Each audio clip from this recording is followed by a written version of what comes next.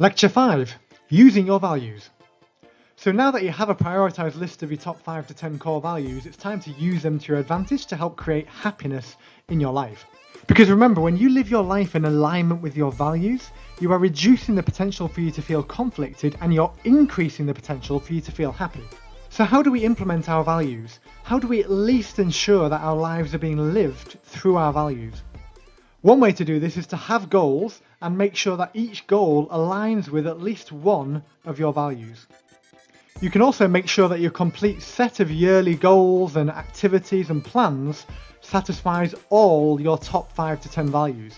And this is a really good thing to do when you plan your year in terms of what you want to achieve, what experiences you want to have, what activities you want to do, what hobbies you're going to do, what plans in general you have for the year, even what you want to buy during the year. It's a good idea to think about all these things in terms of, do they satisfy all of my values? Ideally, to make sure that you do feel truly fulfilled and happy, I'd say you want to be not just doing this on a yearly basis, but even on a monthly basis.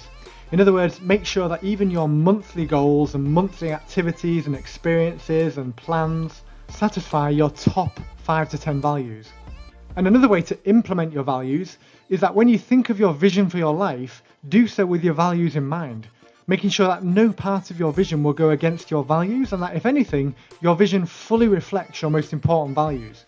So again, to use my own example, I'm not going to go into what my vision for my life is, but I can tell you with certainty that the vision I have for my life does involve travel and adventure. It involves me being physically and mentally healthy. It involves being in close contact with family and close friends. It involves me continuing to improve myself.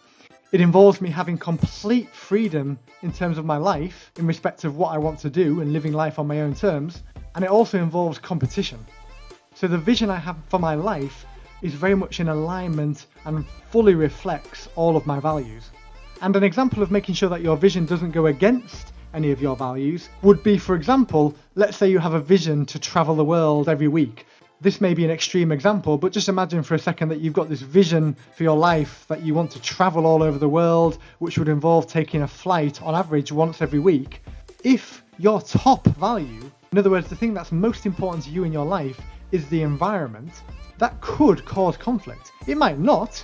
You might still be okay with that. But the point is, it's something to think about if that was you. If you were somebody that had your top value as the environment, and yet your vision for your life involved you traveling on a plane every single week, that could be out of alignment.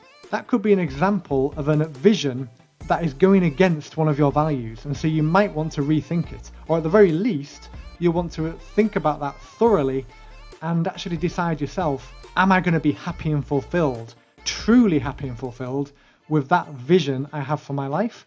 Or would I actually feel a bit conflicted? Would it cause a bit of frustration? Would it cause a drop in my happiness? Would I be happy, but would I actually be happier not doing that? These are things that you need to think about. So it's not about whether it's right or wrong, it's just about making sure, and only you know yourself like you do, it's making sure that no part of your vision will go against any of your values. So we've just talked about using your values in terms of making sure that each one of your goals aligns with at least one of your values, and how your complete set of yearly goals should satisfy all of your top values. And what I'd like to do now is give you an example using my own goals from 2019 as to how this works in practice. So I'm going to list some of my goals now. Bear in mind, these are just some of my goals from 2019. It's not all of them. So first of all, one of my goals was to have £14,000 saved up. And that was contributing to one of my values, which was freedom to live life on my terms. Because in my mind, at least, there's a certain amount of money that I want to save up and get to enable me to strike out on my own and pursue my entrepreneurial ambitions by starting my own business. And so that money that I'm saving up is contributing to that value that's important to me, which is freedom to live life on my own terms. Another one of my goals was to travel to Rome, Monte Carlo, Stoke Park and Cornwall. And that was feeding the value of travel and adventure. Next we have add one piece of clothing to my wardrobe each month to improve my style. So I identified in 2019 that one part of my life that I wanted to improve was the clothes that I wore. But the real point here is that was contributing to my value of self-improvement. Another goal was to achieve better results across all 6 key performance indicators than any other regional support manager in my job. And that was back in 2019, obviously when I was a regional support manager. Now I've been promoted slightly to area manager. But the point again is that this was feeding my value of competition. This got my competitive juices flowing, and it made sure that that value competition, which is very important to me, was being fed and watered throughout the year. Another goal, if you can call it that, was to meet up with Jonathan once a week for at least 42 weeks of the year. Now, Jonathan is my best friend, and that was obviously contributing to my value of family and close friends. And finally, exercise at least 5 times per week for a minimum of 20 minutes for every week of the year. And perhaps, obviously, that was contributing to my value of health and well-being. Now, as I said, this is not all my goals from 2019, this is just a selection of them.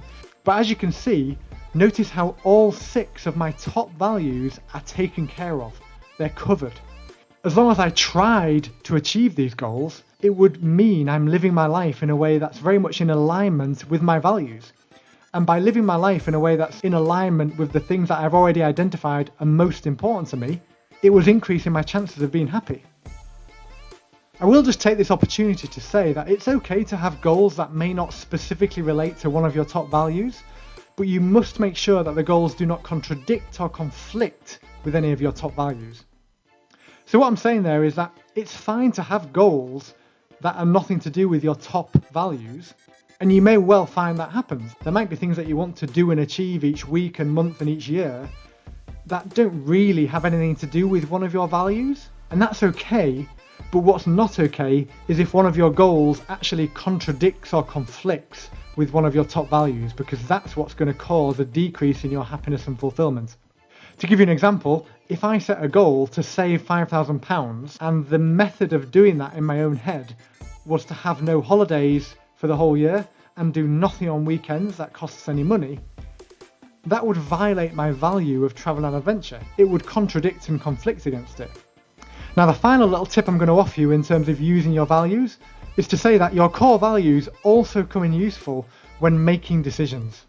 Because your values can and should be used as the basis by which you make many of the decisions you make in your life.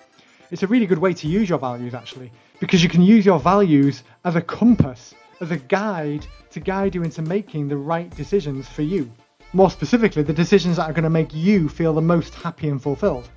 And just to give you a random example, let's say somebody is offered 2 speaking gigs, but they're on the same day, and so they can only do one of them. Now let's say, for argument's sake, the first talk is to a group of wealthy business owners that will pay you £5,000 for the gig. The second talk is a charity that's asking for a speech for free to a school. Now, if somebody's top value is money, they're probably going to choose the £5,000 speech to do, obviously.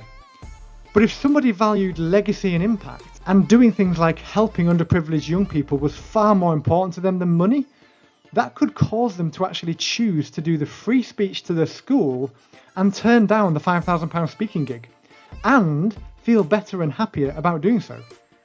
Now again, there's no right or wrong there, morally. It's about what's right for you.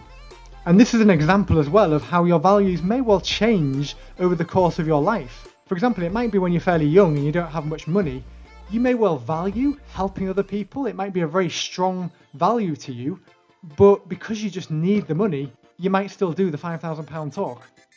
Whereas when you're older and let's say you've made a lot of money and suddenly £5,000 isn't even that much money to you, that's when you might actually decide, well, do you know what? Money is still important to me, but it's no longer anywhere near as important to me as legacy and impact and helping people. And so I'm going to decide to do the speech for free to that school, to the group of underprivileged school children, because that's what's going to make me feel happiest. So your values really can be a good way of helping you make decisions, not only that are going to be good for your future, but good for your happiness and fulfillment. And it's also likely to lead to less regret in your life from doing things or not doing things that were not in alignment with your values, and therefore not in alignment with who you really are.